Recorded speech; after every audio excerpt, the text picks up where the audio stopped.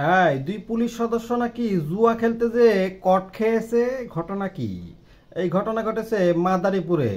মাদারীপুরের যে কুস্ত মেলায়, বুঝেছ, গণেশ পাগলার কুস্ত মেলায়, সেখানে নাকি জুয়ারিরা বসে জুয়া খেলতেছিল আর কিছু গাঞ্জটিরা গাঞ্জা মাঞ্জা খাইতেছিল। পরে পুলিশ সদস্য দুজন সিভিল ড্রেসে গিয়েছে, বুঝতেছ, পোশাক ছাড়া সিভিল ড্রেসে গিয়ে তারা ইনকোয়ারি করতে গিয়েছিল। পরে মনে হয় পুলিশ দুজন সদস্যের একটু লোভ হয়ে যায়, তারাও জুয়া খেলতে বসে পড়ে।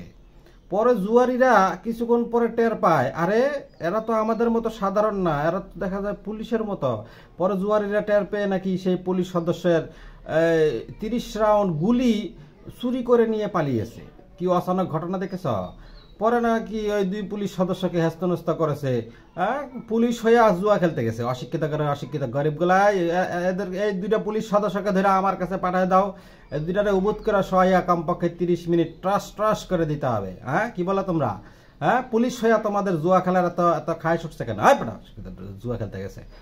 এই দুইটারে নাকি পরে আবার এই যে সাময়িক বহিষ্কার করেছে। আমাদের দেশের সরকারি চাকরিজীবীদের তো আবার সাময়িক বহিষ্কার করে, মানে সত্যি সত্যি বহিষ্কার না, এটা হলো একটা ফাইজলামি বহিষ্কার আর কি। যাই হোক, এরা জুয়া খেলতে যে ভালোই উচিত শিক্ষা পেয়েছে।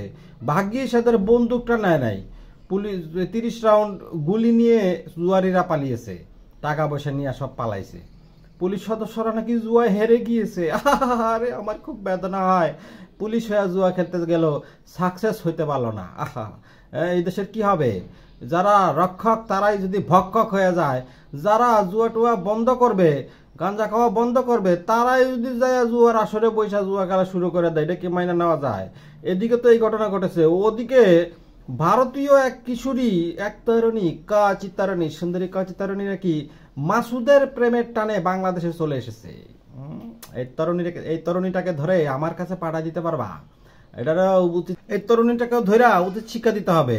এরা দুইজন নাকি মাসুদ আর নূপুর, এই নূপুরের বাড়ি হইতেছে এই যে পশ্চিমবঙ্গের মালদাতে, বুঝেছ? মালদা থেকে প্রেমের টানে সে বাংলাদেশে চলে এসেছে। প্রেমের এত টান আসে করতে গায়ে পড়া অশিক্ষিত গরিবেরা খাইতে পায় না ঠিক মতো, প্রেমের টানে বাংলাদেশে চলে আইছে ভারত থেকে। এত প্রেমের টান আসে থেকে এই তরুণীটাকে ধরে আমার কাছে পাঠায় দাও। আর এই যে মাসুদ, ভালো হয়ে যাও মাসুদ। তো সেই মাসুদ তো আর ভালো হবে না। দুইজন নাকি বর্ডার টপকে আসতেছিল, পরে বিজিবি বিএসএফ, ভারতের বিএসএফ নাকি ধাওয়া দিছে। বিএসএফ নাকি তাদের ধরতে পারে না, তারা বাংলাদেশের বর্ডারের ভিতরে ঢুকে গেছে। পরে বাংলাদেশের বিজিবি এই দুইটারে অ্যারেস্ট করেছে, বুঝছ? দুইটারে ধরতে ধরতেই মাসুদ নাকি চুইং করে পালায় গেছে। মাসুদকে ধরতে পারে নাই, কিন্তু এই তরুণীটাকে ধরেছে। তরুণীটাকে ধৈরা নাকি পরে এখন কি করবে, যেহেতু ভারতীয় নাগরিক, এত কিছু করা যায় না। অথচ ভারতের বিএসএফ যদি হইতো, তাহলে তো সাথে সাথে ঠুস করে গুলি মেরা দিত। কিন্তু বাংলাদেশের বিজিবি তো অনেক ভদ্র, ভারতের মতো অভদ্র না। ভারতের বিএসএফ তো অভদ্র, অশিক্ষিত, গরিব ফকিন্নি। বাংলাদেশের বিজিবি তো ভদ্র, এই জন্য পতাকা বৈঠক বসাইছে। পতাকা বৈঠকে বসাইয়া পরে এই দুজনকে তো না, একজনের তো ধরতেই পারে নাই। মাসুদ তো পালিয়েছে, মাসুদ তো আর ভালো হইলো না।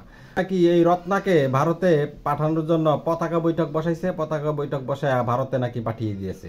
কিসের প্রেম, কিসের কি, দেখেছ? এতই প্রেম, এত প্রেমের টানে বাংলাদেশে চলে আইছ। বাংলাদেশের তরুণরা তো সব ধোকাবাজ, প্রেমের নামে তারা ধোকাবাজি করে। দেখো না, মাসুদ পালিয়েছে। রত্নাকে রেখে মাসুদ ভাগলপুর। যাই হোক, তোমাদের কিছু বলার আছে? তোমাদের কিছু বলার থাকলে কমেন্টে জানাও, ওকে?